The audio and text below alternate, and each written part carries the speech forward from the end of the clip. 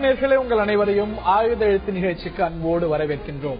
நரேந்திர மோடி, பாரத பிரதமர் நரேந்திர மோடி விரைவில் ஸ்ரீலங்கா செல்ல இருக்கிறார். 1987க்கு பிறகு இலங்கைக்கு செல்லக்கூடிய, அதுவும் பைலேட்டரல் விசிட் போகக்கூடிய பிரதமராக நரேந்திர மோடி இருப்பார். அதற்கு முன்பே ஸ்ரீசேனா, இலங்கையுடைய புதிய அதிபர் மைத்ரிபால சிறிசேனா இந்தியா வர இருக்கிறார். வந்திருக்கிறார் இலங்கையுடைய புதிய வெளிவிவகாரத்துறை அமைச்சர் மங்கள சமரவீர. இரு நாட்டு உறவுகளும் பற்றி பேசப்பட்டிருக்கிறது.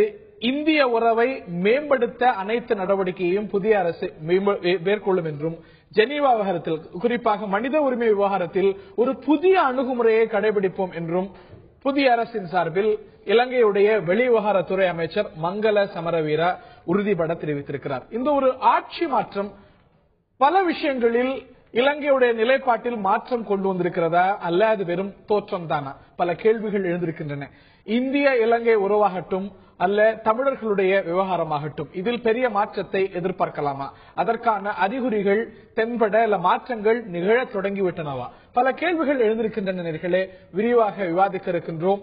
இலங்கை வெளிவிவகாரத்துறை அமைச்சருடைய இந்திய வருகை பல கேள்விகளை எழுப்பியிருக்க, இது சார்ந்த மேலும் விவரங்களை எமது சிறப்பு செய்தியாளர் சலீம் முதலில் தர கேட்போம்.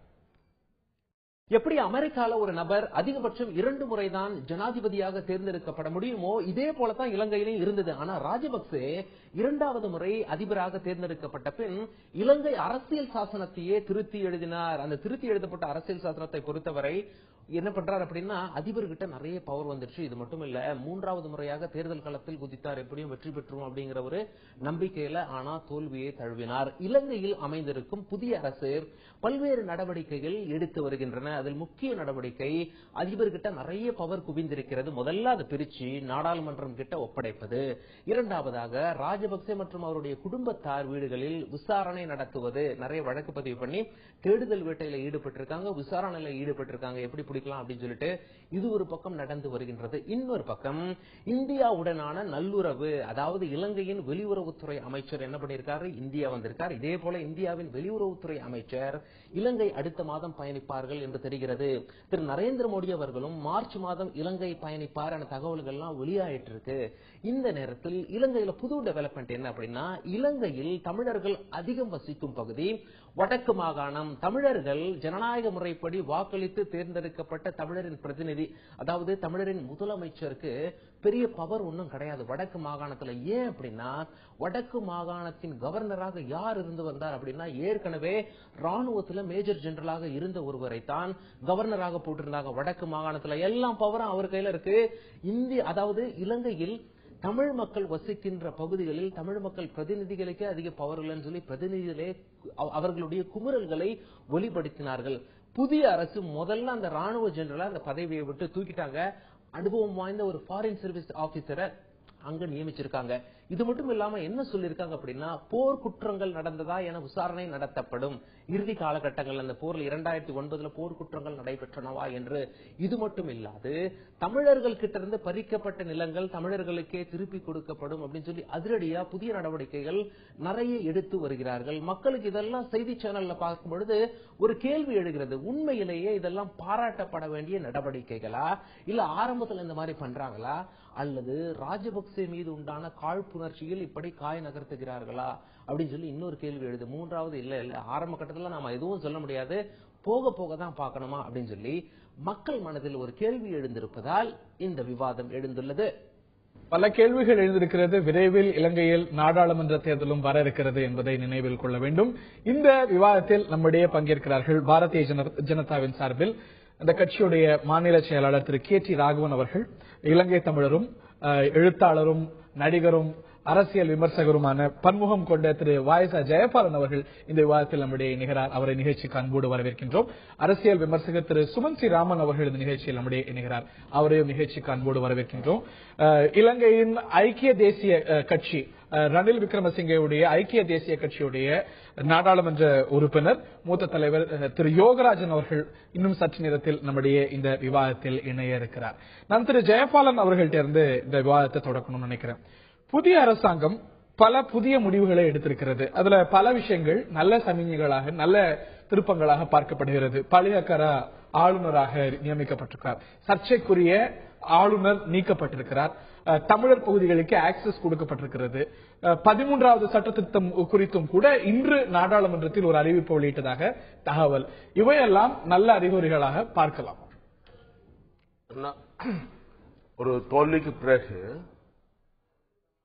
எது நடந்தாலும் பாசிட்டிவா எது நடந்தாலும் கூட ஒரு பாதிக்கப்பட்ட மக்கள் சார்பில் அது நல்ல விஷயமா தான் பார்க்கப்படும்.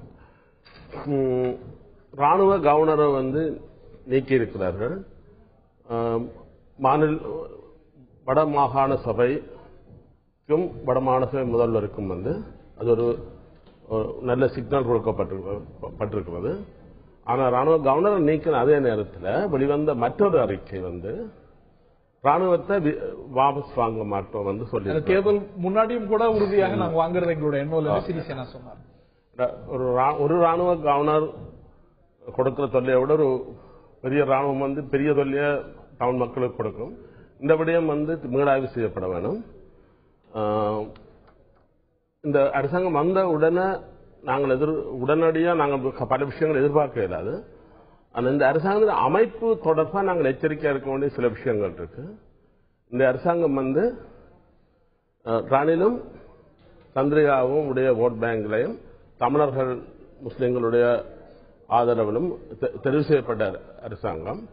ஆனால் தமிழர் முஸ்லிம்களுடைய ஆதரவு கிடைத்திருந்தாலும் இந்த ஸ்ட்ரக்சர்ல ரணிலும் சந்திரிகாவுடைய ஓட் பேங்க் ரணிலுடைய ஓட் பேங்க் 70% என்று ஒரு குத்துமதிப்பா சொல்லப்படுது. சந்திரிகாவோட ஓட் பேங்க்ல பெரிய பகுதி ஹாட்லைன் சிங்கலிஸ் மஹிந்தாவை தான் வாக்களித்திருக்கிறார்கள். ஹாட்லைன் சிங்கலிஸ் மத்தியில் மஹிந்த வெற்றி அடைந்திருக்கிறார். இது இந்த தேர்தல் முடிந்த உடனே சீன ஏஜென்சி சின்ஹுவாவோட வந்த அறிக்கையில ஹாட்லைன் சிங்களத்தில் 70% சிங்களவர்களுடைய 70% மஹிந்தாவுக்கு வாக்களித்திருக்கிறதா ஒரு செய்தி வந்தது. இது ஒரு எச்சரிக்கைன்னு தான் நினைக்கிறேன் புதிய அரசாங்கத்துக்கு. நிலைமையில உடனடியாக பெரிய மாற்றங்கள் ஏற்படுமா என்ற தெரியவில்லை. ஆனா ரணிலும் சந்திரிகாவும் தேர்தல் வரைக்கும் பாராளுமன்ற தேர்தல் வரைக்கும் பாராளுமன்ற தேர்தலில் ஒன்றாயிருப்பார்களா என்ற கேள்வி ரைட். இந்த அரசாங்கத்துக்கிட்ட எச்சரிக்கையோடு இருக்க வேண்டிய அம்சங்களும் இருக்கிறது, இந்த அரசாங்கம் எச்சரிக்கையா இருக்க வேண்டிய அம்சங்களும் இருக்கிறது அப்படிங்கிறது உங்களுடைய முதற்கட்ட பார்வையா நான் பதிவு செய்திருக்கிறேன். இந்த நிலையில இலங்கையுடைய புதிய வெளிவிவகாரத்துறை அமைச்சர் முதல்ல ஒரு ஃபாரின் விசிட்டுக்கு போயிருக்கக்கூடிய நாடு வந்திருக்கக்கூடிய நாடு இந்தியா. ராஜபக்ச அரசாங்கத்தை பொறுத்த வரைக்கும் சீனாவுடன் அதிக நெருக்கம் பாராட்டுவது அப்படிங்கிறது தான் பொதுவான எல்லாரும் நம்பின ஒரு பார்வையாக இருந்தது. அதில் மாற்றம் வந்திருக்கிறதா, வரக்கூடிய வாய்ப்புகள் இருக்கிறதாங்கிற கேள்வி எழுகிறது. ஒரு சைனா டில்ட், சைனாவை ரொம்ப நெருக்கமாக கொண்ட வெளிவிவகார கொள்கை குறித்து ராஜபக்சாவிடம் நாம் கேட்டோம், வேறொருவரிடம் கேட்டிருக்கின்றோம், ரெண்டுத்தையும் பார்க்க இருக்கின்றோம். மஹிந்த ராஜபக்சா தேர்தலுக்கு முன்பாக இந்த விவகாரம் குறித்து கூறிய கருத்து என்ன? The regime under you, especially under you, is more China-centric when it comes to foreign policy than India-centric. Aren't you closer to Beijing more than Delhi? No. India is my relation. China is my friend. China is my friend. மிக நெருக்கமான உறவை சைனாவோடு கொண்டிருந்தார் மஹிந்த ராஜபக்சா என்பது தான் எல்லாரும் நம்பிய ஒரு பார்வை. இந்த அரசாங்கம் சிறிசேனா தலைமையில, அதுவும் ரணில் விக்ரமசிங்கே உள்ளிட்டோர் அங்கம் வகிக்கக்கூடிய ஒரு அணி அப்படிங்கிறது ஆட்சிக்கு வருமானால் இந்த நிலை மாறி இந்தியாவை பிரதானமாக கொண்ட ஒரு வெளிவிவகார கொள்கை எவால்வ் ஆகும் அப்படின்னு நம்பப்பட்டது. எந்த அடிப்படையில அப்படின்னு பார்க்கும்பொழுது பல அடிப்படையில பார்க்கப்பட்டது. மங்கள சமரவீரா, இலங்கையுடைய வெளிவிவகாரத்துறை அமைச்சர் மங்கள சமரவீரா டெல்லி வந்திருக்கிறார். அவரிடம் இந்த விவகாரம் குறித்து சரியாக ஒரு வருஷத்துக்கு முன்னாடி நாம் சில கேள்விகளை கேட்டோம். 1 year ago மங்கள சமரவீரா, இலங்கையுடைய புதிய வெளிவிவகாரத்துறை அமைச்சர், இந்தியா, சீனா, ஸ்ரீலங்காவுடைய வெளிவிவகாரத்துறை கொள்கைகள் இது பற்றி கூறியது என்ன கேட்க. General perception that the India-Sri Lanka relationship now is in a mess. When I ask this question to the ministers of Sri Lanka, they downplay. They say all is well. Do you also say all is well between Sri Lanka and No, not India? at all. All is not well at all. In fact, I remember My predecessor as foreign minister in 2005 at a farewell dinner given to Nirupam Sen, then the High Commissioner of India, said that relations between India and Sri Lanka has reached a level of irreversible excellence. But unfortunately, in less than 10 years, this government has managed to turn that deep relationship backwards. And today, we are always at loggerheads with our friend and neighbor. And I think it is very important that the Sri Lankan government, the Rajapaksa regime, actually rethinks its foreign policy, especially the role of India, because they seem to think that by depending on China, they could take this country towards. So you are unhappy about Sri Lanka going closer to China, less very closer much to so, India? because China is not a friend. It is basically pumping Sri Lanka with high interest loans. And of course, we know that most of those loans also carry an element of corruption with them. You wouldn't blame India for this mess, if there is a mess? India's Actually, not... to be frank, we don't. We don't. It's only Sri Lanka which has It cost is them. not Sri Lanka at all. The government. It is the Sri Lankan regime, the Rajapaksa regime, has anyway not only its relations with India, but even with the rest of the world now has been turned upside down. ஒரு வருடத்துக்கு முன்பாக சரியா சொல்லணும்னா November 2013 இன்றைய ஸ்ரீலங்காவுடைய வெளிவிவகாரத்துறை அமைச்சர், புதிய வெளிவிவகாரத்துறை அமைச்சர் மங்கள சமரவீரா நமக்கு பிரத்யேக பேட்டி அளித்திருந்தார். அதிலே சில முக்கியமான விஷயங்களை சொல்லியிருக்கிறார். இந்தியாவுடனான ஸ்ரீலங்காவுடைய உறவு மஹிந்த ராஜபக்ச தலைமையிலான அரசியல் சீரழிந்து விட்டது. நாங்கள் இருந்த வரைக்கும் அது மிகவும் சிறப்பாக இருந்தது. சைனா ஒரு நண்பர் அல்ல என்ற அளவுக்கு சொல்லியிருக்கிறார். பல விஷயங்களை சொல்லியிருக்கிறார். இவையெல்லாம் புதிய அரசாங்கத்துடைய கொள்கையில டிரான்ஸ்லேட் ஆகுமா? திரு சுமன் ஸ்ரீராமன், அந்த நம்பிக்கை கொள்ளலாமா? நீங்க மங்கள சமரவீரா இலங்கையுடைய புதிய வெளிவிவகாரத்துறை அமைச்சர் ஒரு வருடத்துக்கு முன்பாக என்ன சொன்னார் அப்படிங்கறத கேட்டோம். இந்தியா ஸ்ரீலங்கா ரிலேஷன்ஸ் பொறுத்த வரைக்கும் நிறைய பாசிட்டிவான அம்சங்கள் அதில் தென்படுகின்றன. இது do you think this will translate into Sri Lanka's new foreign policy? இல்ல, இது இந்த புதிய அரசு பதவி ஏற்கிறதுங்கிறது இந்தியாவுக்கு ஒரு மிகப்பெரிய ஒரு வாய்ப்பை ஏற்படுத்தி இருக்கிறது. இலங்கைக்கும் ஒரு மிகப்பெரிய வாய்ப்பை ஏற்படுத்தி இருக்கிறது. ஒரு ரிலேஷன்ஷிப்பை டு ஸ்டார்ட் அஃப்ரெஷ், முதல்ல இருந்து துவங்குறதுக்கு ஒரு பெரிய வாய்ப்பு. திரு சீனாவை பொறுத்தவரை நம்ம அதை ஒரு புறம் வச்சுக்கலாம். ஏன்னா அது சீனாவுடன் இருக்கும் உறவை வைத்துக்கொண்டு இந்தியாவுடன் எப்படி அந்த உறவு போகுங்கிறத டிஃபைன் பண்றதுங்கிறது நியாயம் இல்லாத ஒரு எதிர்பார்ப்பு. ஏன்னா இந்தியாவோட உறவு சரியாக இல்லை அப்படிங்கறத இந்தியாவை ஓரளவுக்கு மிரட்டுறதுங்கிற வார்த்தை சொல்ல முடியாது. பட் ஓரளவுக்கு அந்த டிபெண்டன்ஸோ அது இல்லாமல் இருப்பதற்காகத்தான் ராஜபக்ச அரசு சீனாவுடன் ஒரு நெருங்கிய தொடர்பு வைத்திருந்தது. இப்ப புதிய அரசு ஏற்கனவே சொல்லி இருக்காங்க, அவங்க இந்த ஹை இன்ட்ரெஸ்ட் லோன்ஸ் அதுல ஒரு என்கொயரி நடத்த போறாங்க. அதுக்கப்புறம் அந்த போர்ட்டினுடைய அந்த ஹார்பர் கட்டுறது அதுல ஏதாவது ஊழல் இருக்கானுங்கிறதுக்கு விசாரணை வைக்க போறாங்க. இதெல்லாம் சொல்லி இருக்கிறாங்க. இதெல்லாம் ஒரு அளவுக்கு இலங்கை சீனா உறவுகளை நிச்சயமாக பாதிக்கக்கூடிய ஒரு வாய்ப்பு இருக்கு. ஆனா நம்ம சீனா நெருக்கமா இருக்காங்கிறத வச்சுக்கிட்டு நம்மளுடைய வெளியுறவு கொள்கையை நம்ம மாத்துக்கணும்னு இல்ல. நம்மளுடைய இலங்கை மிகவும் ஒரு நெருக்கமாக ஜியோகிராபிக்கலி ஒரு நெருக்கமான ஒரு நாடு. ரெண்டாவது ஒரு காலத்துல மிகவும் ஒரு நெருங்கிய உறவை வைத்துக் கொண்டிருந்த நாடு.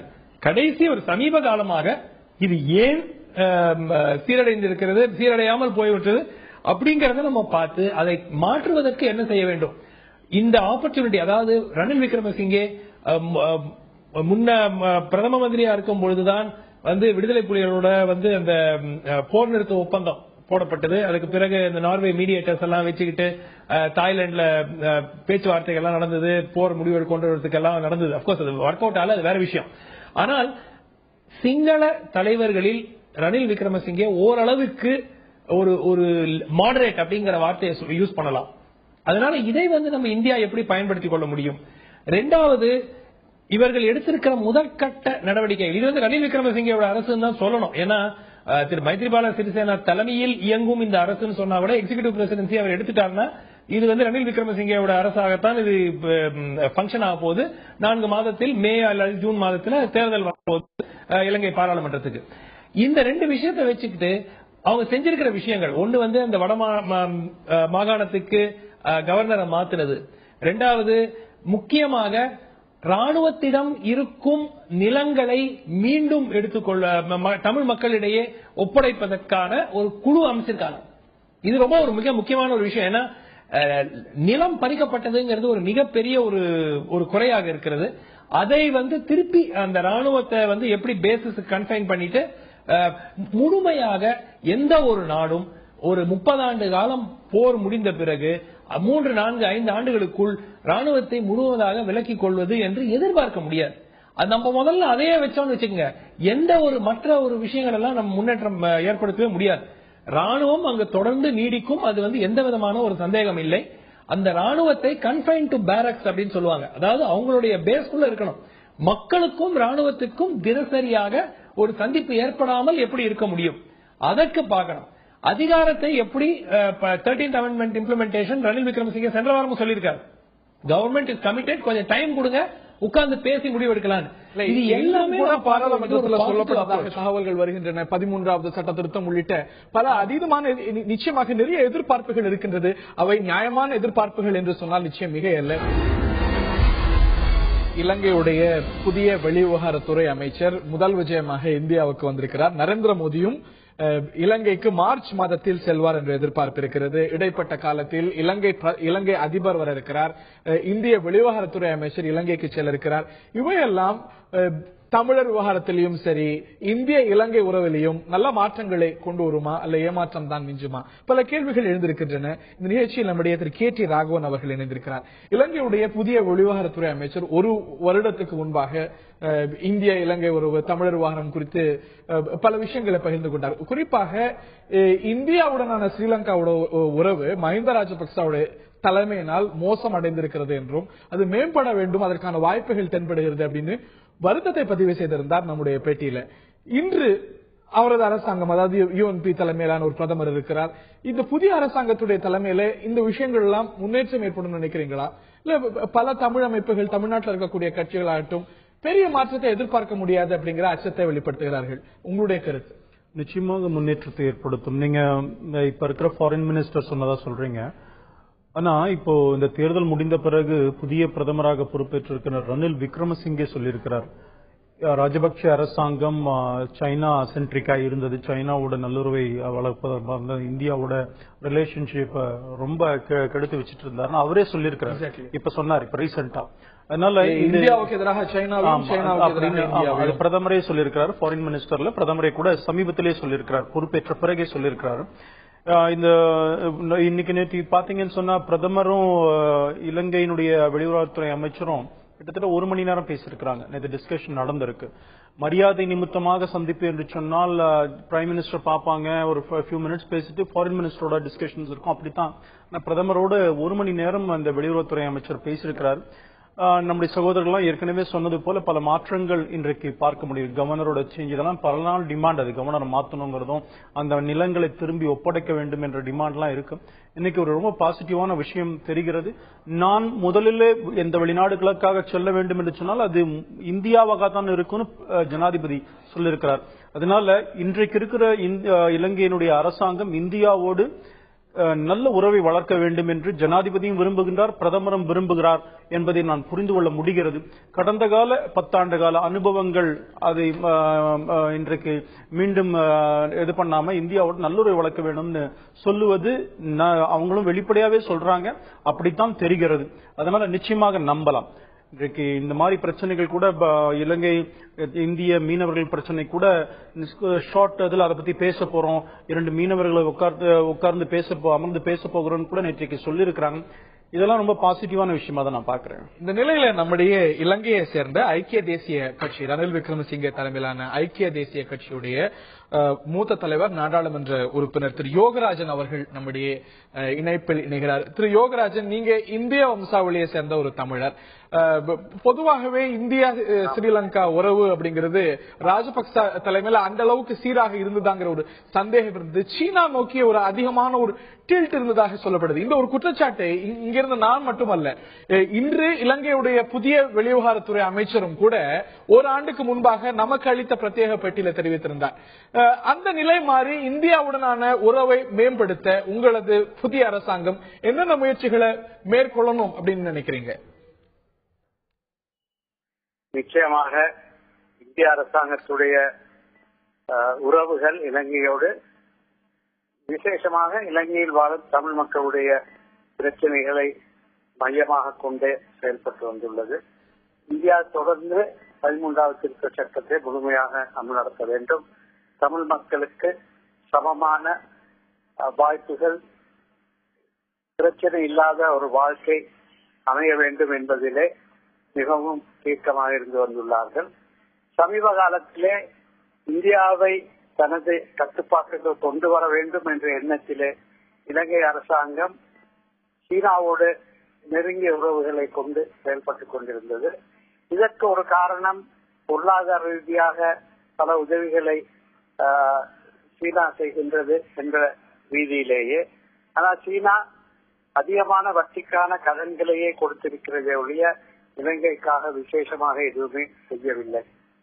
இன்றைய அரசாங்கம் விசேஷமாக தமிழ் மக்களுடைய பிரச்சனைகளுக்கு நேர்மையான தீர்வை அணுகுமுறை மூலமாக தேசிய விதியிலே எல்லோரையும் இணைத்துக் கொண்டு ஒரு தீர்வை காண வேண்டும் என்ற விடயத்திலே தீர்க்கமாக இருக்கின்றது. 13வது திருத்த சட்டத்தை கொண்டு வந்த ஐக்கிய தேசிய கட்சியின் தலைவர் ரணில் விக்ரமசிங்கே அவர்கள் இன்று பிரதமராக இருக்கின்றார்.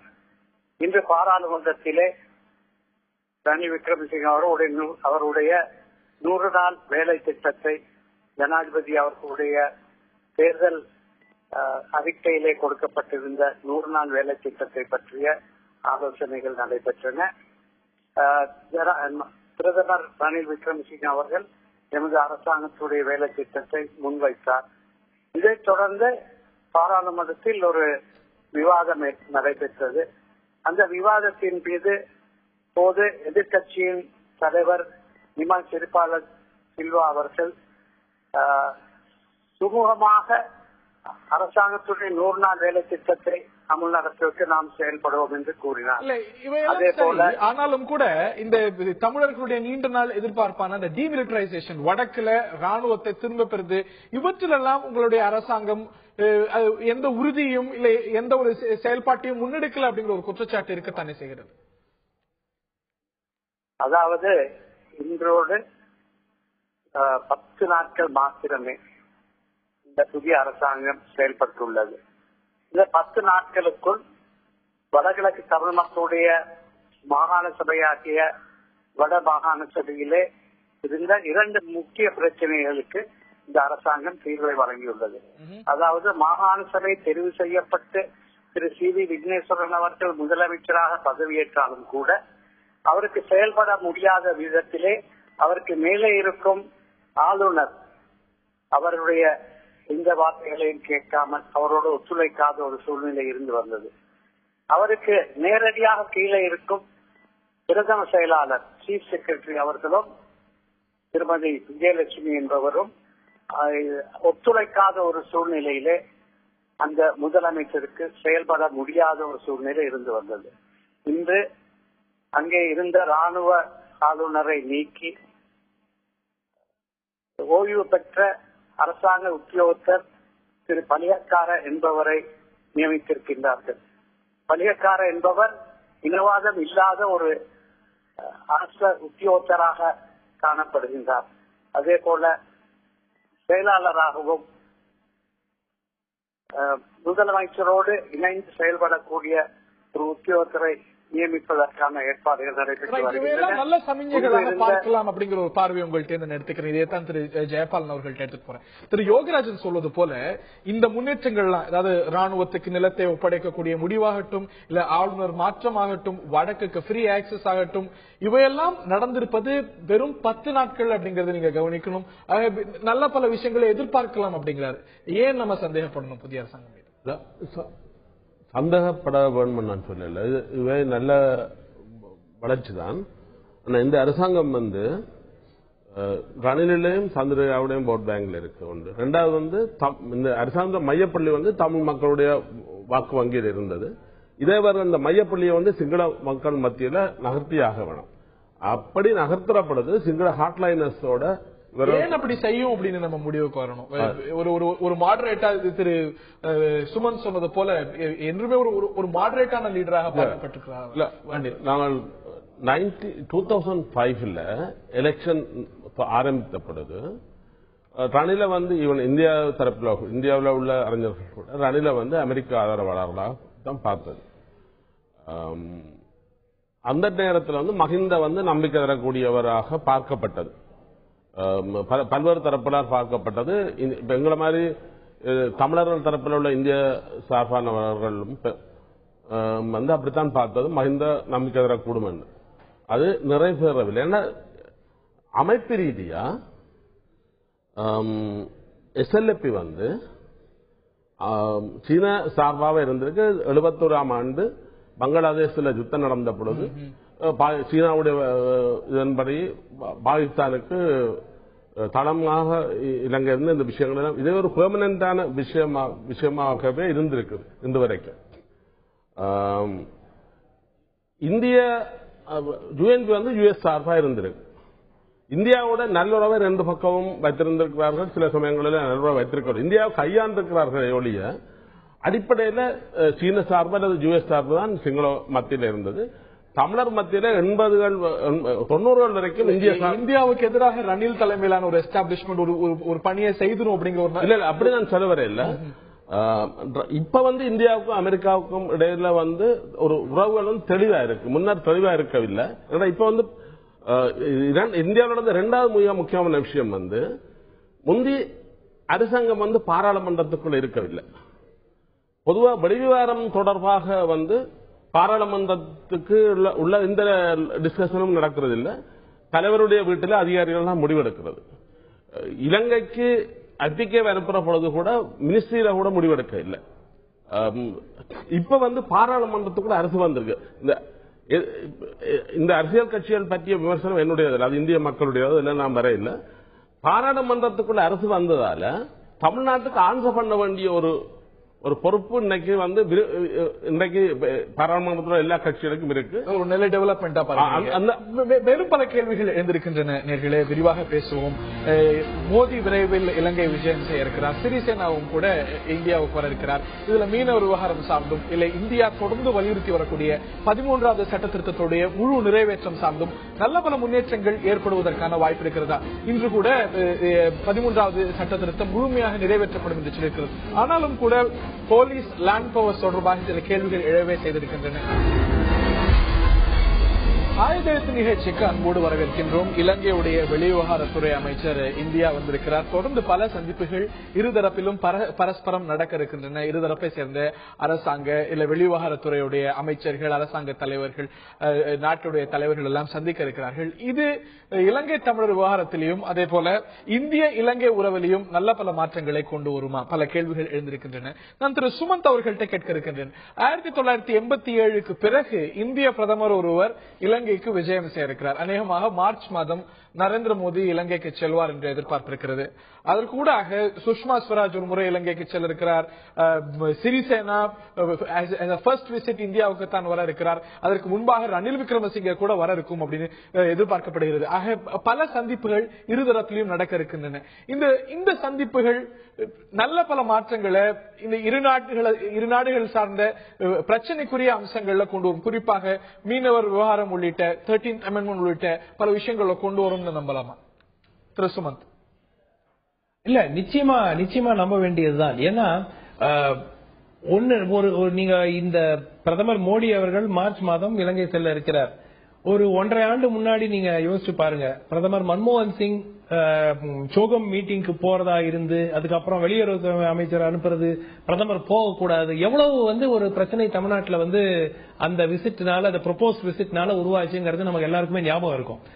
மிக முக்கியமாக இந்த உறவு இலங்கை கையில மட்டும் இல்ல. நம்ம திருப்பி அதான் சொல்லிட்டு இருக்கோம். இலங்கை இது செய்யுமா, அவங்க வட மாகாணங்களை தமிழர்களுக்கு உரிமைகளை கொடுப்பாங்களா, அதை பத்தியே பேசிட்டு இருக்கோம். நமக்கும் ஒரு பொறுப்பு இருக்கிறது, இந்திய அரசுக்கும் ஒரு பொறுப்பு இருக்கிறது. நம்ம என்ன பண்றோம்னா, தமிழ்நாட்டை பொறுத்த வரைக்கும் தமிழ்நாட்டில் இருக்கிற அரசியல் கட்சிகள் மிக முக்கியமாக ஒரு விஷயத்தை மனதில் வைத்துக் கொள்ள வேண்டும். போர் குற்றங்கள் நடந்திருக்கின்றன, ஜெனசைட் நடந்திருக்கிறது, கொல்லப்பட்டவர்களுக்கும் இறந்தவர்களுக்கும் நியாயம் கிடைக்க வேண்டும். ஒருபுறம் இருக்கட்டும், அவர்களுக்கு இறந்தவர்களுக்கும் கொல்லப்பட்டவர்களுக்கும் நியாயம் கிடைக்க வேண்டும் என்ற காரணத்தினால் வாழும் இலங்கை தமிழர்களுக்கு நியாயம் கிடைக்காமல் நம் அரசியல் கட்சிகள் செய்துவிடக்கூடாது. இதுதான் நடந்துகிட்டு இருக்கு. மிக முக்கியமாக இது 2 parallel ட்ராக். ஒன்று போர் குற்றங்களுக்கு என்ன செய்யணுங்கிறது அது ஒரு புறம் இருக்கட்டும். ஆனால் அதை நாம் பர்சியூ பண்ணி அதை தேடிக்கொண்டிருக்கின்ற வேளையிலே இங்கு வாழ்ந்து கொண்டிருக்கின்ற இலங்கை தமிழர்கள், இந்தியாவிலே வாழும் அகதிகளாக இருக்கட்டும், அவர்களுடைய வாழ்க்கை பாதிக்கப்படாமல் இது செய்யப்பட நிச்சயமா. திரு ஜெயபாலன், அரசாங்கத்தில் இருக்கிறவர்களுக்கு நான் ஒன்று கோரிக்கை வைக்க விரும்புகிறேன். அரசாங்கம் 10 நாள் ஆயிடுச்சு. இன்று வரைக்கும் சிறையில யார் உயிரோடு இருக்கணும், யார் இறந்து போனார்கள் என்ற தகவல் வெளியிடப்படவில்லை. இந்த தகவலை உடனடியாக வெளியிட வேணும். பாலகுமாரன், புதுவரன் போன்ற பலர் இருக்கிறார்களா இல்லையா என்பதை பற்றிய குழப்ப நிலையெல்லாம் இருக்கு. சிறையில இருக்கிறவரோட அவரோட விடுதலை செய்யறதுக்கு முதல் அவர் யார் உயிரோட இருக்கணுமா உயிரோட இல்லையா என்ற தகவல் நீங்கள் வெளியிட வேண்டும். மிஸ்ஸிங் பர்சன் சொல்ற கோரிக்கை நியாயமானது. திரு யோகராஜன் கேட்டது போல இது 10 நாட்கள்ல எதிர்பார்ப்பு. மிஸ்ஸிங் பர்சன் பற்றி வெளியிடறதுக்கு ஒரு நாள் போதும். திரு யோகராஜன், நீங்கள் அவசர கடமையா நீங்கள் அதை எடுத்துக்கொள்ளுங்க. மிஸ்ஸிங் பர்சன்ஸ் எங்களுக்கு சொல்லுங்க. மற்றது அஞ்சலி செலுத்துறதுக்கான உரிமை, இறந்தவர்களுக்கு அஞ்சலி செலுத்துறதுக்கான உரிமை பறிக்கப்பட்டது. இறந்தவர்கள் யுத்தத்தில் இருந்தவர் அதை திரு யோகராஜன் தொடர்பில் இருக்கீங்களா? இது உங்களுடைய எடுக்க வேணும். சொல்லலாம், இல்ல உங்களுடைய பதில் இதற்கு. மிஸ்ஸிங் பர்சன்ஸ் வெளியிடறதுக்கு நீண்ட நாட்கள் தேவையில்லையா? அதை பிரையாரிட்டைஸ் செய்து உடனடியாக செய்யணுங்கிறது கோரிக்கை. அதாவது மிஸ்ஸிங் பர்சன்ஸ், காணாமல் போனவர்களை பற்றிய விசாரணை குழு ஒன்று அரசாங்கத்தால் நியமிக்கப்பட்டது. அவர்கள் சென்று கொண்டிருக்கும் அந்த ஸ்பீட்ல போய் கொண்டிருந்தா 400 வருஷம் ஆகுமா எல்லாரையும் பற்றி விசாரிக்கிறதுன்னு சொல்றாங்க. இந்த விஷயத்துல நிச்சயமாக ஐக்கிய தேசிய கட்சி அரசாங்கம் விரைவிலேயே அதற்கான விவரங்களை திரட்டி அதை மக்களுக்கு அறிய தெரிவதற்கு தயாராக இருக்கின்றது. விரைவிலே இன்று சிறையில இருக்கும் பலர் இருக்கின்றார்கள். 400க்கு மேற்பட்டவர்கள் சந்தேகத்தின் பேரில் கைது செய்யப்பட்டு இன்னும் விசாரணைகள் முடிவடையாத நிலையிலே, நீதிமன்ற செயல்பாடுகள் முடியாத நிலையிலே இருந்து வருகின்றார்கள். அவர்களுக்கு மன்னிப்பு வழங்கி அவர்களை விடுதலை செய்ய வேண்டும் என்ற விடயத்திலும் ஐக்கிய தேசிய கட்சி அரசாங்கம் செயல்பட்டுக் கொண்டிருக்கின்றது. இதே போல இன்று எமது பிரதமர் ரணில் விக்ரமசிங்க அவர்கள் பாராளுமன்றத்திலே கூறினார், ராணுவம் இன்று உபயோகித்துக் கொண்டிருக்கும் பொதுமக்களுடைய காணிகள், சொத்துகள் நிச்சயமாக திருப்பி வழங்கப்படும். அதற்கான நடவடிக்கை உடனடியாக செய்யப்படும். அப்படி தனியார் காணிகள் 95% திருப்பி கொடுத்துவிடக்கூடிய சூழ்நிலை இருக்கும். மிகுதி 5% தேவைகளுக்காக, அரசாங்க தேவைகளுக்காக வைத்துக் கொள்ள வேண்டிய சூழ்நிலை ஏற்பட்டால் அவர்களுக்கும் நிச்சயமாக நஷ்டஈடு வழங்கப்படும் என்ற உறுதிமொழியை பாராளுமன்றத்திலே வழங்கினார். இன்னொரு முக்கியமான விஷயம், இன்று பாராளுமன்றத்தில் நடைபெற்ற அந்த விவாதத்தின் போது எக்ஸ்ட்ரீமிஸ்ட் என்று அழைக்கக்கூடிய ஜாத்திய ஹெல உரிமைய என்கின்ற கட்சி 13வது திருத்த சட்டத்தை அமல் நடத்துவதற்கான வழிமுறைகளையும் வடகிழக்கு தமிழ் மக்களுடைய பிரச்சனைக்கு நிரந்தரமான தீர்வையும் காண்பதற்கு நாம் ஒத்துழைப்பை வழங்குவோம் என்று மிகவும் பகிரங்கமாக பாராளுமன்றத்திலே. ஆனாலும் கூட இந்த லேண்ட் அண்ட் போலீஸ் பவர் சார்ந்து நிறைய இக்கணாக்கள் இருப்பதாக புரிந்து கொள்ளப்படுகிறது. லேண்ட் அண்ட் போலீஸ் பவர்ஸ்ல இன்னும் கிளியரான அறிவிப்பை நீங்க வெளியிடல. நீங்க 13வது சட்ட திருத்தத்தை நிறைவேற்றும் அப்படின்னு சொன்னாலும் கூட அதுல ஏன் உறுதியா ஒன்னும் லேண்ட் அண்ட்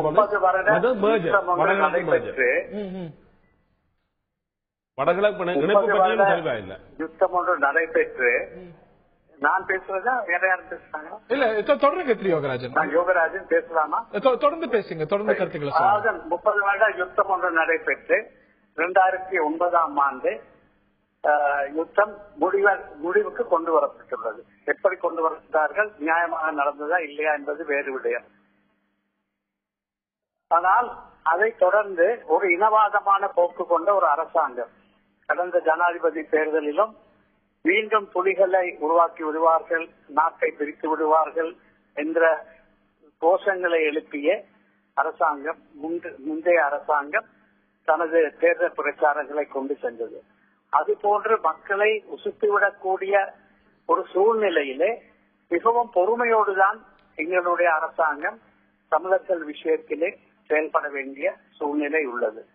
தற்போது ஏனைய மாகாண சபைகளுக்கு இருக்கும் அதிகாரங்கள் கூட வடக்கு மாகாண சபைக்கோ அல்லது கிழக்கு மாகாண சபைக்கோ வழங்கப்படாத ஒரு சூழ்நிலையில் முதலில் ஏனைய மாகாண சபைகளுக்கு வழங்கப்பட்டிருக்கும் அதிகாரங்கள் அதை நிறைவேற்றக்கூடிய சூழ்நிலை, அதாவது ஆளுநர், சீஃப் செக்ரட்டரி போன்றவர்கள் நியமனம், இது போன்ற விடயங்களை படிப்படையாக. ஆனாலும் கூட வடகிழக்கு மர்ஜர், இந்த 13வது சட்ட திருத்தத்துல ஒரிஜினலா இருக்கக்கூடிய வடக்கு கிழக்கு merger, land and police powers, இதுல ஏன் ஒரு உறுதியான நிலைப்பாடு எடுக்கக்கூடாது? ஏன்னா it is a promise to the Indian government. அதாவது இதுவாரி விடயங்களிலே எங்களுடைய எண்ணங்கள் மிகவும் உறுதியாகவே இருக்கின்றன. 13வது திருத்த சட்டத்தை முழுமையாக அமல் நடத்த வேண்டும், அதையும் தாண்டி சென்ற ஒரு தீர்வை தமிழ் மக்களுக்கு பெற்றுக் கொடுக்க வேண்டும் என்ற விடயத்திலே ஐக்கிய தேசிய கட்சி எப்போதுமே அந்த கொள்கை ரீதியாக அதை ஏற்று செயல்படுத்துவதற்கு தயாராகவே இருக்கின்றது. ஆனால் இங்கே இருக்கும் சூழ்நிலை, அதாவது தனியாக ஒரு எண்ணம் கொண்ட முழு நாடும் இல்லை.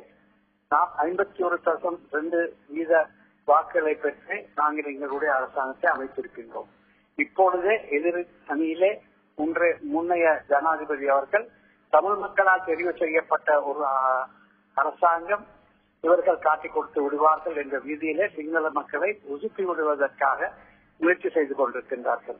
சிங்கள மக்களுடைய வாக்குகளிலே 60% வாக்குகளை முன்னைய ஜனாதிபதி அவர்களை பெற்றிருந்தார். எதிர்கட்சி ஜனாதிபதி வேட்பாளர் 40% பெற்றிருந்தார். இன்று பாராளுமன்றத்திலே திரு விமல் வீரவன்ச என்கின்ற எதிர்கட்சி பாராளுமன்ற உறுப்பினர் வடக்கிலே இருந்து ராணுவம் திருப்பி அழைக்கப்பட்டு விட்டது, அதே போல அங்கே காணிகள் எல்லாம் ஹை செக்யூரிட்டி ஜோன்கள் எல்லாம் இல்லாமல் செய்யப்பட்டுள்ளன என்று மக்களை உசுப்பி விடவே செயல்பட்டுக் கொண்டிருக்கிறது.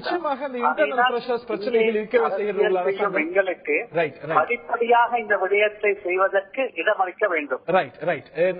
நிச்சயமாக படிப்படியாக செய்யத்தான் முடியும், உடனடியாக செய்ய முடியாது அப்படின்னு இருக்கீங்க. இதுவும் தாண்டி 10 நாட்கள் தானே அரசாங்கம் வந்தாகிறது, உங்களுடைய பாயிண்டா இருக்கிறது. திரு சுமந்த், இதை தாண்டி இந்தியாவும் ஸ்ரீலங்காவும் பேச்சுவார்த்தை நடத்துறதுக்கு மிக நீண்ட நாட்களுக்கு பிறகு ஒரு கண்டியூசிவ் அட்மாஸ்பியர் ஏற்பட்டிருக்கிறது. இது ஒரு பிரச்சனைகள் எதிர்ப்புகள் இல்லாத ஒரு கண்டியூசிவ் அட்மாஸ்பியர் மிக நீண்ட வருடங்களுக்கு பிறகு ஏற்பட்டிருக்கிறது அப்படின்னு புரிஞ்சுக்கலாமா? இன்னமும் சேலஞ்சஸ் இருக்கவே இருக்குன்னு நினைக்கிறீங்களா?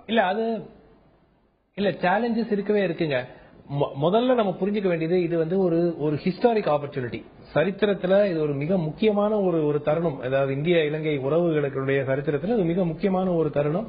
இதை வந்து 2 நாடுகளும் பயன்படுத்திக் கொள்ள வேண்டும். இது வந்து நமக்கு நஷ்டமா அவங்களுக்கு நஷ்டமானு பாக்குற விஷயமே கிடையாது. 2 நாடுகளும் இதை எப்படி பயன்படுத்திக் கொள்ள வேண்டும்.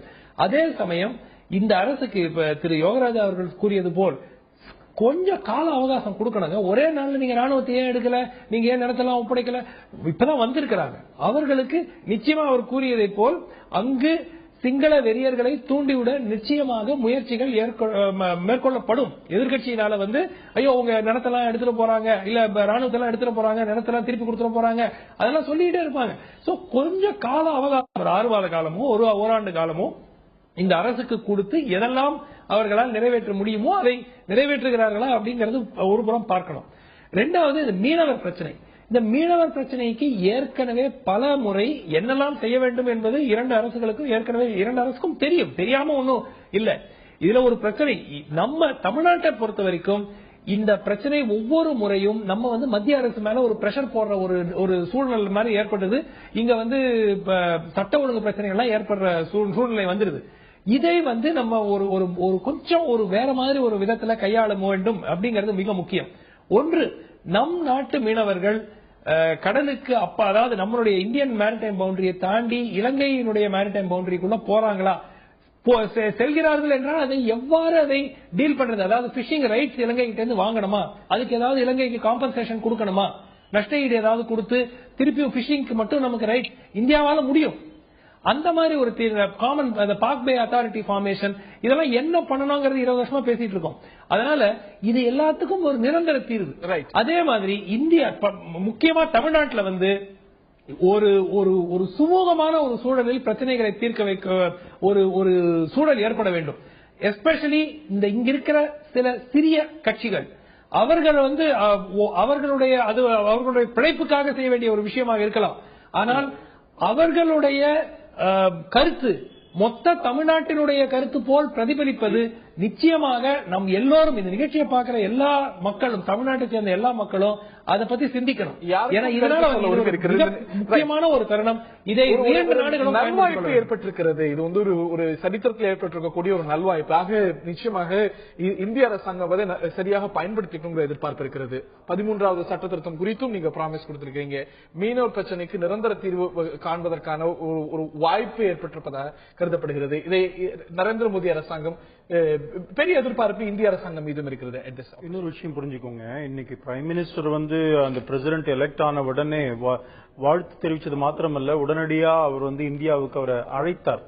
நான் இந்த 1 மாசம் இதெல்லாம் செட்டில் பண்ணிட்டு வரேன்னு சொல்லியிருக்கிறார் பிரதமர். அங்க ஜனாதிபதி சொல்லியிருக்கிறார்.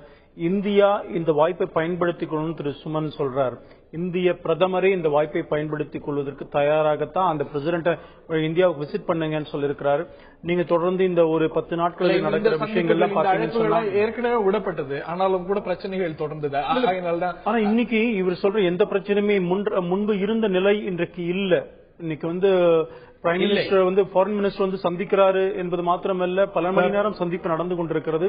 உடனடியாக 2 தரப்பிலிருந்து தலைவர்கள் அங்கு செல்ல இருக்கிறார்கள். இந்தியா இந்த மாற்றம் வந்திருக்கிற இந்த நிலைமையை பயன்படுத்திக் கொண்டு அத்தனை பிரச்சனையும் சால்வ் பண்ணணுங்க தான் இந்தியா, அதாவது ப்ரோஆக்டிவான ஒரு இடத்தை எடுத்திருக்கிறோம். நாம வெயிட் பண்ணல, இந்தியா உடனே வந்திருக்கு.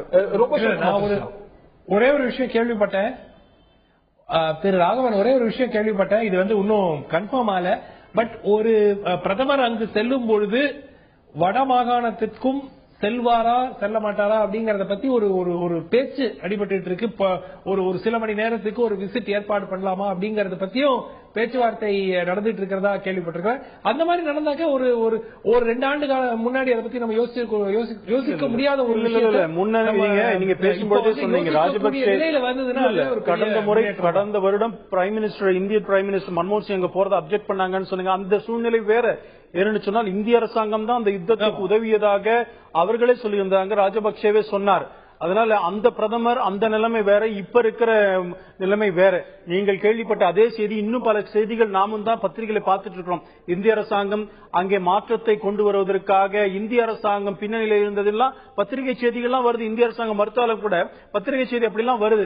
அதனால ஒரு மாற்றம் ஏற்பட்டது என்பது மாத்திரமல்ல, அதற்கான ப்ரோஆக்டிவா உடனடியாக கொண்டு வருவதற்காக. அதாவது பரவலாக உங்க ஊடகத்திலையும் சரி, இங்கேயும் ஊடகங்கள்ல வந்திருக்கக்கூடிய செய்தி திரு ஜெயபாலன் அவர்கள்ட்ட போறதுக்கு முன்னாடி திரு யோகராஜன் அவர்கள்ட்ட தான் கேட்க இருக்கின்றேன். இந்திய அரசாங்கமும் கூட ஆட்சி மாற்றத்துக்கு உறுதுணையாக இருந்தது, இந்திய அமைப்புகள் உறுதுணையாக இருந்தன அப்படிங்கிற ஒரு செய்தி பரவலாக ஸ்ரீலங்கா ஊடகத்திலையும் தமிழ்நாட்டு இந்திய ஊடகங்களிலும் வந்துட்டு இருக்கிறது. அது உண்மை இருக்கிறதா திரு யோகராஜன்? ரொம்ப சுருக்கமா நிகழ்ச்சியோட இறுதி பகுதி கொண்டோம். இந்திய அரசாங்கம் நிச்சயமாக இங்கே ஒரு மாற்றம் வர வேண்டும் என்று எண்ணி இருக்கும் என்று நாங்கள் நம்புகின்றோம். நேரடியாக அவர்கள் இதில் தலையிட்டார்கள் என்று நாங்கள் ஏற்றுக்கொள்ள மாட்டோம். இன்று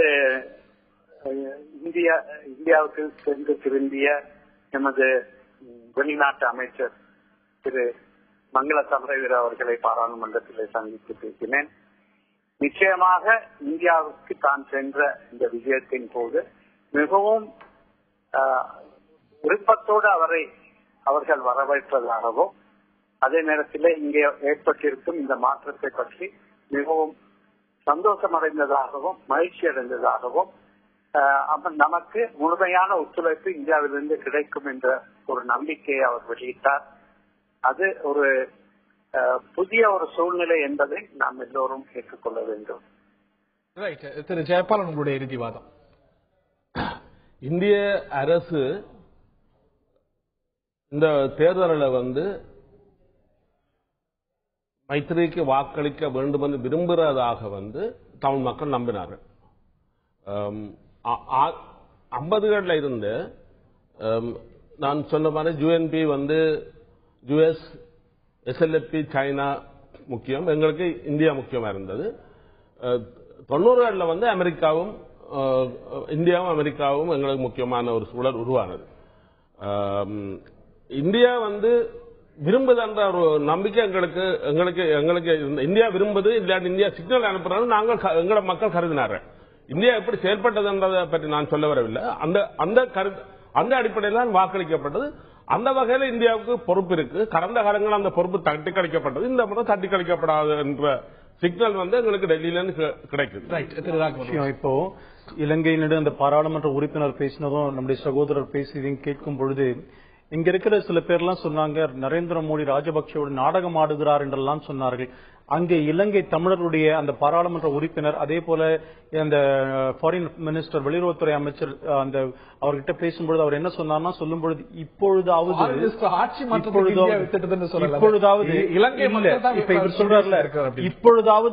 புரிந்து கொள்ளட்டும், இந்த நாடகம் ஆடுகிறாரு, பிளான் பண்றாங்க, டிராமா பண்றாங்கன்ற வார்த்தைகளை எந்த அளவுக்கு தடித்த வார்த்தைகளை பயன்படுத்தினார்கள் இந்த தமிழகத்தில் சில அரசியல் கட்சிகள் என்பதை புரிந்து கொள்ளட்டும். இலங்கையில அங்கே நல்ல ஆட்சி வரணும், தமிழர்களுக்கு நல்லது நடக்கணும், நரேந்திர மோடி அரசாங்கம் விரும்பியது என்பதை இப்போது புரிந்து கொள்ளட்டும். சுமந்த் மாறுபடுறீங்களா என்ன? திரு சுமந்த், ரொம்ப சுருக்கமா இறுதிவாதம். இல்ல அது திரு ராகவன் அவர்கள் கூறுவது கருத்து பொதுவாக ஒரு ஏற்றுக்கொள்ளக்கூடிய கருத்தா இருந்தா கூட அதுலயும் அவர் ஒரு அரசியலாக்கி முந்தைய அரசு செய்த தப்பு, இந்திய அரசு ஒரு விஷயங்க.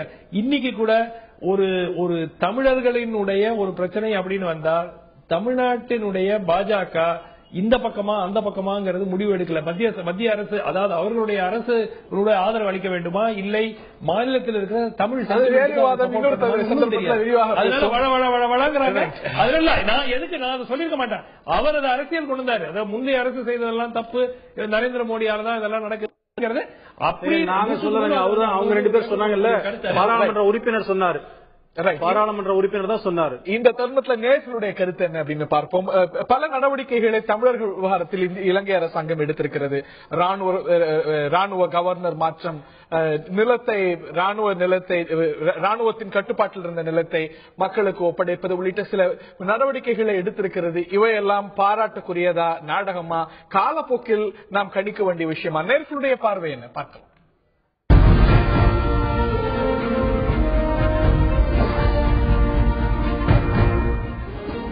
இலங்கை அரசாங்கத்துடைய நடவடிக்கைகள், புதிய இலங்கை அரசாங்கத்துடைய நடவடிக்கைகள் பாராட்டுக்குரியது என்று 19% கருத்து தெரிவித்திருக்கிறார்கள்.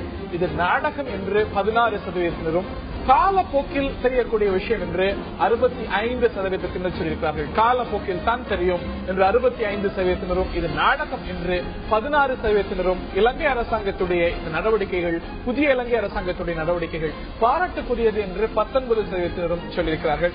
நிச்சயமாக காலப்போக்கில் தான் உறுதியான ஒரு நிலைப்பாட்டை இது சார்ந்து நாம் எடுக்க முடியும் என்றாலும் கூட திரு யோகராஜன் அவர்கள் கூறியது போல இந்த அரசாங்கம் 10 நாட்கள் தான் ஆகிறது. காலப்போக்கில் நல்ல விஷயம் நடந்தால் தமிழர்களுடைய நிலையிலும் சரி, இந்திய இலங்கை உறவிலும் சரி நல்ல பல மாற்றங்கள் வர வேண்டும் என்பதுதான் எல்லாருடைய எதிர்பார்ப்பு. நிச்சயமாக நிறைய எதிர்பார்ப்பு புதிய அரசாங்கத்தின் மீது இலங்கை மக்களுக்கும் சரி அகில உலகத்திலும் இருக்கிறது. நிச்சயமாக அதை நிறைவேற்றும் என்ற ஒரு நம்பிக்கைக்குள்ளும் இந்த நிகழ்ச்சியில் பங்கு பெற்ற திரு கே டி ராகவன் அவர்களுக்கும், திரு ஜெயபாலன் அவர்களுக்கும், திரு சுமந்த் அவர்களுக்கும், அதே போல இலங்கையிலிருந்து பங்கு பெற்ற நாடாளுமன்ற உறுப்பினர் திரு யோகராஜன் அவர்களுக்கும் நன்றி.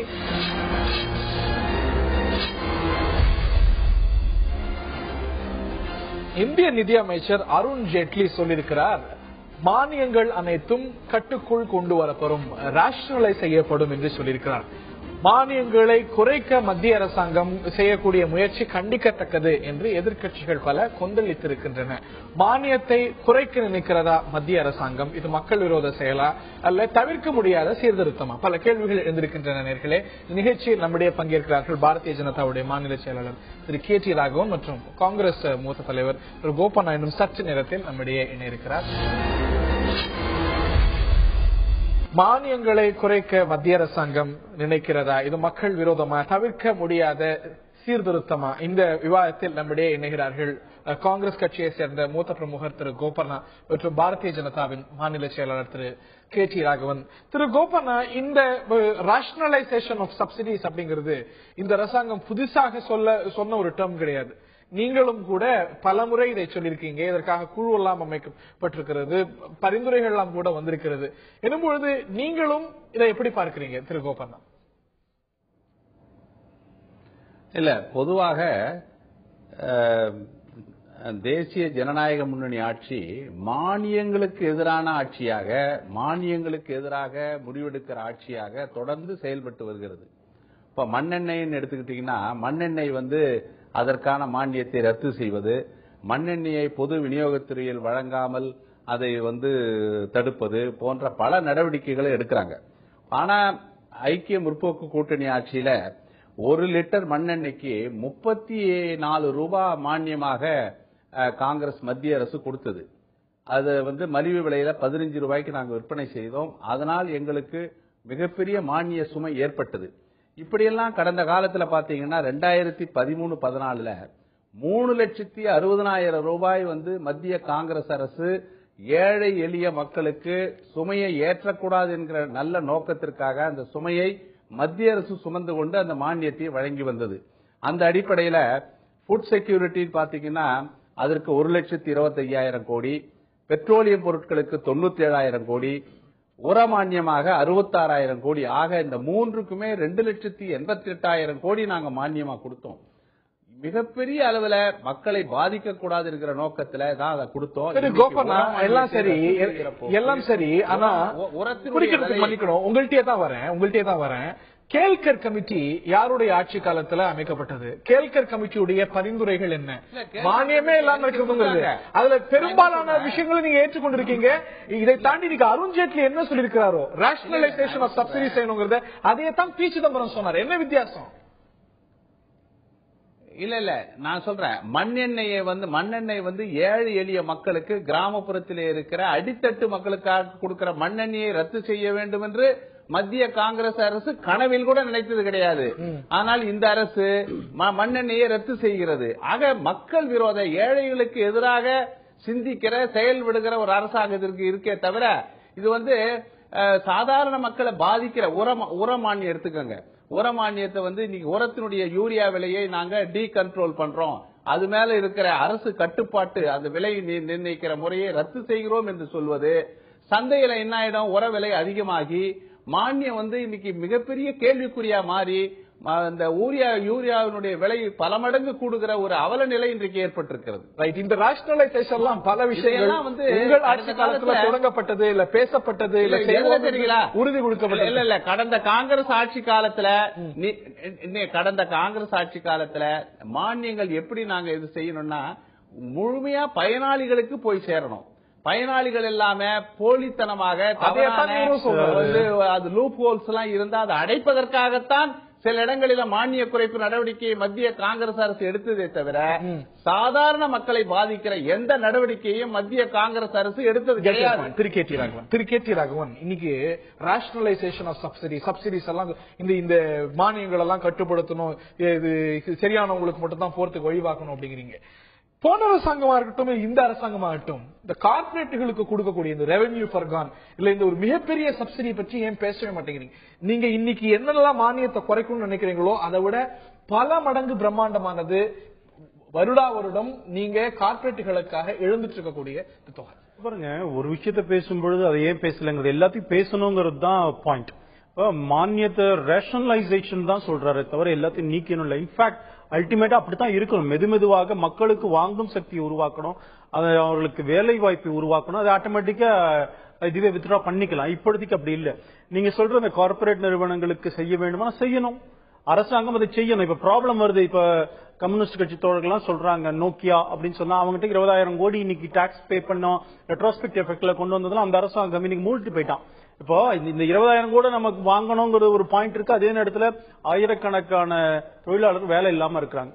இப்ப இந்த அரசாங்கம் எந்த அரசாங்கமே தமிழ்நாடு அரசாங்கம் என்ன முடிவு எடுக்கணும், இதை என்ன சொல்வது? இந்த மாதிரி பல விஷயங்கள் பல சிக்கல்கள் இருக்கிறது. ஆனா அதே நேரத்துல இதை பற்றி பேசும்பொழுது மானியங்கள் கிட்டத்தட்ட அவர் சொன்னது போல 3 லட்சம் கோடிக்கு மேல ஒரு நிதிச்சுமையை தான் பிரதான காரணம் காட்டப்படுது. உரம், அதுக்கப்புறம் உணவு மானியம், அப்புறம் வந்து ஃபெர்டிலைசர், உணவு, உரம், அதுக்கப்புறம் பெட்ரோல், ஃபியூவல், இந்த 3 தான் பெரிய அளவு. இதை பற்றி தான் மத்திய அரசாங்கம் பேசலங்க.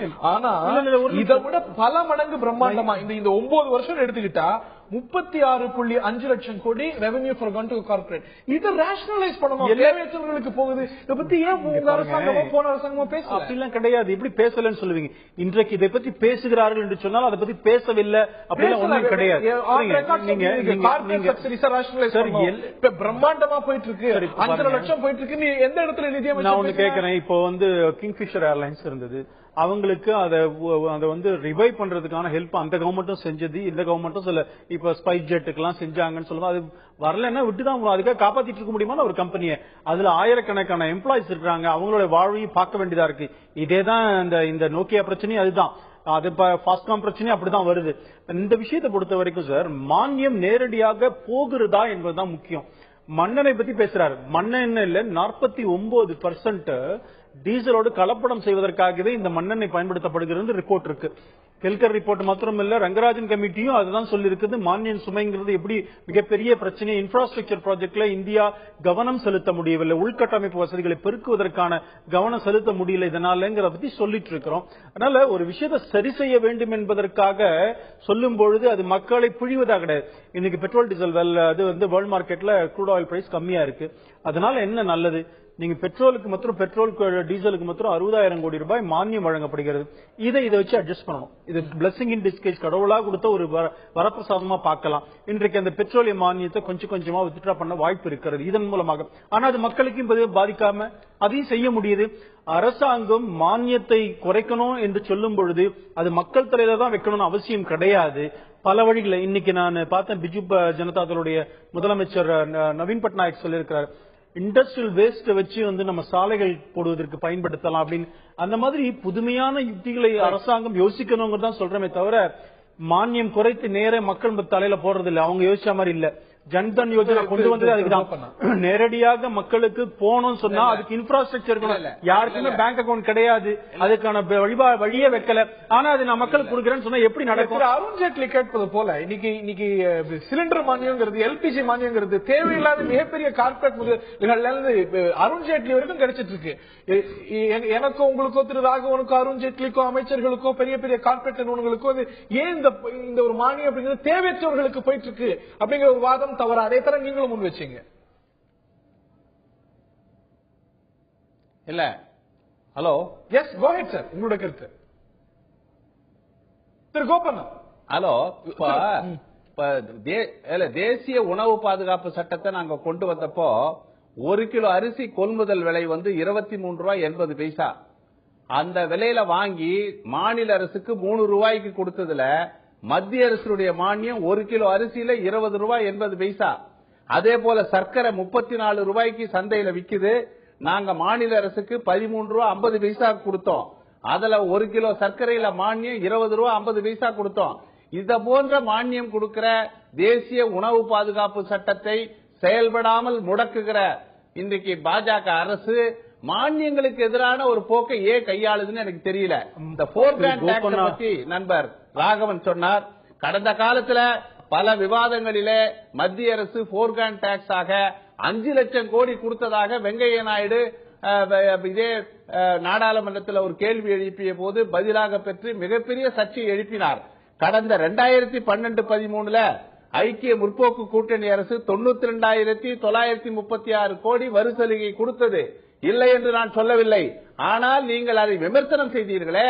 2013-14 அருண்ஜேட்லி அவர்கள் 1,03,000 கோடி வரி சலுகை கொடுத்திருப்பதாக நாடாளுமன்றத்தில் அறிவிச்சிருக்கிறாரு. ஆக நாங்கள் செய்யும் போது விமர்சனம் செய்த பாஜக அவர்கள் ஆட்சிக்கு வந்த பிறகு அதே வரிச்சலுகை கொடுப்பது ஏன்? கொடுக்கறதா தப்பாச்சே? நீங்க ஏன் கொடுக்காம இருக்க முடியாது? தொழில் வளர்ச்சிக்கு வரிச்சலுகைகள் அவசியம் கொடுக்கணும்ன்றத இனியாவது பாஜக உணரணும். பாருங்க, பாரதிய ஜனதா கட்சி எல்லாம் எதை உணரணும் எதை உணர்வானான்னு தெரியும். இந்த உணவு பாதுகாப்பு சட்டத்தை, உணவு மானியம் எல்லாம் கொடுத்தா பேசுறாங்களே, ஒன்றை மறந்து விட்டார். உச்சநீதிமன்றம் வீணாகிற ஃபுட் கார்பரேஷனோட குடோன்ல வீணாகிற அந்த அரிசியும் உணவு பண்டங்களும் இலவசமா கொடுங்கன்னு சொல்லிச்சு. கொடுத்தாங்களா இவங்க? ஆனா பாருங்க, அந்தோதயா அன்ன யோஜனா ஸ்கீம்ல பிஜேபி அரசாங்கம் கடந்த அரசாங்கம் 35 கிலோ உணவு ஃப்ரீயா கொடுத்தோம், அரிசி கோதுமையை. ஃபுட் கார்பரேஷனோட இன்ஃப்ராஸ்ட்ரக்சரை மேம்படுத்துறதுக்கு என்ன நடவடிக்கைகள் இந்த ஆட்சியில் எடுக்கப்பட்டிருக்கு? நீங்க போன பட்ஜெட்லயே கொஞ்சம் பாருங்க தயவு செஞ்சு. இன்ஃப்ராஸ்ட்ரக்சர் டெவலப்மெண்ட் ஆமாங்க. என்ன நீங்க வந்து இன்ஃப்ராஸ்ட்ரக்சர் டெவலப்மெண்ட் சொல்லும் பொழுது அனைத்தையும் உள்ளடக்கி தான் சொல்றோம். இன்னைக்கு உணவு வீணாகின்ற உணவு கிட்டத்தட்ட அதுவே எனக்கு தெரிஞ்சு சரத்பவார் பார்லிமெண்ட்ல ஒரு தடவை சொன்னார், உணவுத்துறை அமைச்சரா இருக்கும் பொழுது 48,000 கோடி 60,000 கோடியோ சொன்னார். இத மாதிரி விஷயங்களை நாம கவனம் கொடுக்கும் பொழுது இந்த மானியம்ங்கிறது பெரிய விஷயமே இல்லாம போயிடும். போல நீங்க எதிர்கட்சியா இருக்கும்போது இந்த கார்பரேட்டுக்கு ரெவென்யூ பர்கானோ இவற்றையெல்லாம் ஒரு பெரிய பெரிய பிழைக்கிறது போல நீங்க சொல்லிட்டு அதே விஷயங்களை அதே ராஷ்டிர அடிப்படையில நீங்க நியாயப்படுத்தும் போது இல்ல அவங்க எதை சொன்னாங்களோ எதை நீங்க மறுத்தீங்களோ அதை நீங்க அப்படியே எக்ஸாக்ட்லி நீங்க சொல்லும் பொழுது விமர்சனம். நான் இது வந்து பிஜேபி அரசாங்கம் மாத்திரம் இல்லைங்க, இந்த 67 ஆண்டுகளாக கார்பரேட் அதாவது கம்பெனிகளுக்கு சில வரிசைகள் கொடுக்கறதுங்கிறது உண்டு, தமிழ்நாட்டில் உண்டு. எந்த நிலைப்பாடு நாம என்ன சொல்றோம் தெரியுமா? நீங்க அதாவது வரிகளை பெறுவதற்கான முயற்சி எடுங்கன்னு தான் சொல்றோம். ஒரு அப்படியே ஃபார்வர்ட் பண்ண கூடாது, ரிவைவ் பண்ண ட்ரை பண்ணணும். ஒரு அரசாங்கம் ஒரு கம்பெனி அது வந்து பிரைவேட் கம்பெனியா இருந்தா கூட ஆயிரக்கணக்கான தொழிலாளர்களுடைய நலனை பார்க்க வேண்டும், ரிவைவ் பண்ணணும் சொல்லும்போது சில பேக்கேஜ் அவங்களும் கொடுப்பாங்க. இந்த அரசாங்கம் கொடுக்கும், எந்த மாநில அரசாங்கமும் கம்யூனிஸ்ட் அரசாங்கம் கூட கொடுத்திருக்குது. ரிவைவ் பண்ணுவதோடைய நோக்கம் அந்த கார்பரேட் முதலாளியை காப்பாற்றுவதல்ல, அங்க ஒர்க் பண்ற ஆயிரக்கணக்கான தொழிலாளர்களுடைய வாழ்வை காப்பாற்றுவதற்காக. அதனால இதையும் அதையும் மிங்கிள் பண்ண வேண்டிய அவசியம் இல்லை.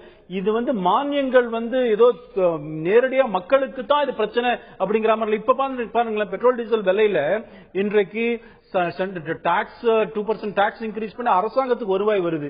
அதே நேரத்தில் மக்களுக்கு அந்த மேல வந்து வேலையாது. இன்னைக்கு ஆட்சி 6 மாசம் வந்ததுக்கு அப்புறம் எத்தனை முறை குறைச்சிருக்கிறோம் நம்ம. இப்ப இந்த சப்சிடிஸ் 60,000 கோடி சப்சிடிஸ் நம்ம ரிகவர் பண்ணிட்டோம்னு சொன்னா அரசாங்கம் கையில இருந்து கொடுக்காம போனா அந்த 60,000 கோடிய இன்ஃப்ராஸ்ட்ரக்சர் ப்ராஜெக்ட்ல போடலாம். எவ்வளவு நல்லது நடக்க வாய்ப்பு இருக்கு. திரு கோபாலனுடைய இறுதி கட்ட கருத்து இல்ல அதாவது இந்த சர்வதேச சந்தையில கச்சா எண்ணெய் வந்து ஐக்கிய முற்போக்கு கூட்டணி ஆட்சியில வந்து $115 ஒரு பீப்பாய் கச்சா எண்ணெய் விலை. அன்றைக்கு பெட்ரோல் ஒரு லிட்டர் வந்து 70 ரூபாய் இருந்தது. இன்னைக்கு வந்து 45 ரூபாய் சர்வதேச சந்தையில கச்சா எண்ணெய் ஒரு பீப்பாய் விலை $45. 60% விலை குறைஞ்சிருக்கப்போ பெட்ரோலிய டீசல் பொருட்களுடைய விலை ஒரு லிட்டர்ல 60% குறைஞ்சிருக்க வேண்டுமா வேண்டாமா? அதை குறைக்கணும் இல்ல? குறைக்காம உங்க நிதி பற்றாக்குறையை சமாளிப்பதற்கு இதிலிருந்து கலால் வரி போட்டு கிட்டத்தட்ட 40,000 கோடி ரூபாயை நீங்க எடுத்துக்கிட்டு இருக்கீங்க. இது மக்களுக்கு சேர வேண்டிய பணம், மக்களுக்கு சுமையை குறைக்க வேண்டிய பணத்தை மத்திய அரசு நிதியமைச்சர் அந்த நிதி பற்றாக்குறையை சமாளிப்பதற்காக அந்த வரம்புக்குள் கொண்டு வருவதற்காக இந்த பணத்தை பயன்படுத்துவது நியாயமா? மக்களுக்கு சேர வேண்டிய பணம் இது. அதாவதுங்க, நீங்க வந்து அந்த இதெல்லாம் ஆயில் கம்பெனிஸ்ல கேட்டீங்கன்னாலே அவங்களே சொல்லுவாங்க, இந்த கன்சைன்மெண்ட்லாம் 5 மாசம் 6 மாசத்துக்கு முன்னாடி ஆர்டர் பண்ண கன்சைன்மெண்ட்ஸ் இன்னைக்கு நீங்க அதெல்லாம் வரும்பொழுது இன்னைக்கு இந்த விலையில அவங்க புக் பண்ணிருக்க மாட்டாங்க. எத்தனையோ இருக்கிறது டெக்னிக்கல் ஆஸ்பெக்ட்ஸ் அதுல இருக்கிறது, அப்படியே கொடுத்தாலும் அது நஷ்டம் தான் வருங்கிற மாதிரி சில கம்பெனிகள் சொல்லிக் கொண்டிருக்கிறார்கள். அதனால இன்றைக்கு பாரதிய ஜனதா கட்சி அரசாங்கம் நீங்க சொன்னது போல இன்றைக்கு வாலடைல் சிச்சுவேஷன்ல இருக்கும்பொழுது திடீர்னு நாளைக்கு $110 $120 $120 போகும்போது என்ன பண்ணுவீங்க? இன்னைக்கு பிஜேபி அரசாங்கம் இதை செய்யலைங்கிறீங்க. அன்றைக்கு விலை உயர்வு நாளைக்கு அப்படியே ஏறிச்சுன்னு சொன்னா ஏத்தினா அப்பவும் தான் திட்ட போறீங்க. எப்படி இருந்தாலும் காங்கிரஸ் கட்சி நரேந்திர மோடி அரசாங்கத்தை எப்படியாவது குறை சொல்லிக் கொண்டிருக்க வேண்டும். 20 ரூபாய் குறைத்திருக்கிறத பத்தி நீங்க ஒரு தடவையும் வரவேற்பும் இல்ல, ஒன்னும் சொல்லல, பாராட்டவும் இல்ல. இதெல்லாம் ஏன் 2011 நடந்திருக்கிறது இதே போல 70 ரூபாய்க்கெல்லாம் $70 வரும்போது குறைச்சாங்களா? ஏன் இன்க்ரீஸ் பண்ணாங்க? 5 ரூபாய் 10 ரூபாய் மானியத்தை பத்தி இவ்வளவு கவலைப்படுறாரு. 5 ரூபாய் டீசல் ஒரே நேரத்தில் உயர்த்தின அரசாங்கம் யூபி அரசாங்கம். அன்னைக்கு மக்கள் கஷ்டப்பட்டாங்கன்னு தெரியுங்க. தெரியலையா? இந்த தருணத்துல நிகழ்ச்சி நிறைவு செய்தாக வேண்டும். இல்ல. திரு கோபண்ணா மன்னிக்கணும், நேரம் 50 மாசத்துக்கு 50 காசு உயர்த்திய போது எதிர்த்தது பாஜக. ரைட். இந்த தருணத்தில் டீசல் விலையில மாதத்திற்கு 1 லிட்டருக்கு 50 ஏற்றும்போது எதிர்க்கிறாங்க, குறைக்கும் போது நீங்க பாராட்டுவீங்களா?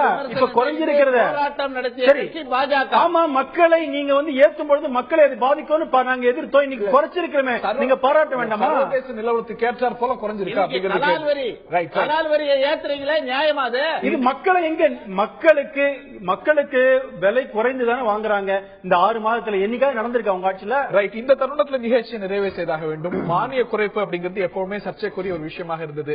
தேவையற்றோருக்கு மானியத்தை குறைப்போம், ஒரு டார்கெட்டட் சப்சிடிஸ் என்று சென்ற அரசாங்கம் சொன்னது. அதை விரைந்து செயல்படுத்துவோம். தேவையற்றோருக்கு மானியங்கள் போகிறது, தேவையற்ற மானியங்களும் இருக்கின்றன. இவற்றையெல்லாம் ரேஷனலைஸ் செய்ய வேண்டும், கட்டுப்படுத்த வேண்டும் என்று நிதியமைச்சர் சொல்லியிருக்கிறார். இவையெல்லாம் மிகுந்த கவனத்தோடு செய்ய வேண்டிய விஷயங்கள், ஒரு கருத்தொற்றுமையின் அடிப்படையில் எடுக்க வேண்டிய ஒரு விஷயங்கள். அதே சமயத்தில் அவர் சொல்லியிருப்பது போல இன்ஃப்ராஸ்ட்ரக்சர், இது ஒரு கட்டமைப்பு ரீதியாக செயல்படுத்த வேண்டிய திட்டங்கள், அதற்கு செலவினங்கள் தேவைத்தான். அதே சமயத்தில் மானியங்கள் விஷயத்தை மிக கவனமாக கையாள வேண்டும் என்பதில் யாருக்கும் மாற்று கருத்து இருக்க முடியாது. நிகழ்ச்சியில் பங்கேற்ற திரு கே டி ராகவன் அவர்களுக்கும் திரு கோபண்ணா அவர்களுக்கும் நன்றி கூறிய தருணத்தில் விடைபெறுகின்றோம். வணக்கம்.